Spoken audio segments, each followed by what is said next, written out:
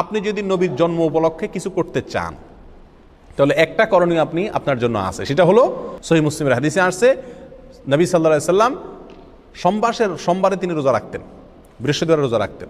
তো সোমবারের রোজা প্রসঙ্গে তাকে জিজ্ঞাসা করা হয়েছিল আপনি কেন রোজা রাখেন, তিনি বলেছিলেন যে যাকা ইয়াউমুন ওয়ালিদতু ফীহি, এটা এমন একটা দিন, এই দিনে আমার জন্ম হয়েছিল। তাহলে সোমবারে নবী সাল্লাল্লাহু আলাইহি সাল্লামের জন্ম হয়েছিল, এটা মোটামুটি চূড়ান্ত এবং নিশ্চিত, এবং এটা কোথায় আছে? সহিহ মুসলিমে আছে। প্রিয় ভাইরা, তাহলে নবী সাল্লাল্লাহু আলাইহি সাল্লামের জন্ম উপলক্ষে যদি আপনি কিছু করতে হয়, তাহলে বছরে একদিন না, প্রতি সপ্তাহে করতে হবে। সেটা কি? সোমবারের রোজা। এই রবিউল আউয়াল 12 তারিখকে যারা ঈদের দিন বলেন, শুধু ঈদের দিন না, সকল ঈদের সেরা ঈদ বলেন, তাদের কাছে আমাদের প্রশ্ন হলো এই ঈদের নামাজ কয়টা বাজে পড়ে? দোনো ঈদের একটা নামাজ আছে কিনা? এমনকি শুক্রবারেরও কি আছে? জুমার নামাজ, বিশেষ নামাজ আছে।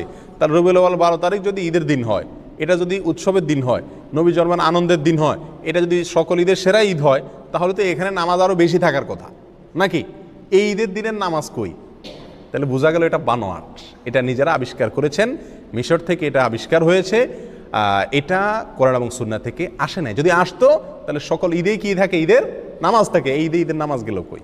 আর সবচেয়ে বড় কথা হলো ঈদে বছরে 2টি ঈদ আছে আর সপ্তাহের একটা ঈদ, এর বাইরে শরীয়তে আর কোনো ঈদের ধারণা আমাদেরকে দেওয়া হয় নাই। অতএব এই দিনটাকে যদি কেউ নতুন করে ঈদের দিন মনে করেন, তাহলে কেমন যেন তিনি নবী সাল্লাল্লাহু আলাইহি সাল্লামের দেওয়া 2টা ঈদে খুশি না। নবী সাল্লাল্লাহু আলাইহি সাল্লামের দেওয়া 2টা ঈদে কি না? খুশি না। উনি নবী সাল্লাল্লাহু আলাইহি সাল্লামের 2টা ঈদে পরিতৃপ্ত না, ওইটা মানতে রাজি না। এই জন্য উনি আরেকটা ঈদ কি করলেন? যুক্ত করে নিলেন। আর এটা কি বলা হয়? বিদআত। এটা কি বলা হয়? কি বিদআত। নবী সাল্লাল্লাহু আলাইহি সাল্লাম আমাদেরকে বলেছেন, মান আহদাসা ফি আমরিনা হাযা মা লাইসা মিনহু ফাহুয়া রাদ। যে ব্যক্তি আমাদের দিনের ভিতরে নতুন কোনো কিছু সৃষ্টি করবে, আবিষ্কার করবে, নতুন কোনো কিছু যোগ করবে, সেটা প্রত্যাখ্যানযোগ্য, বাতিল।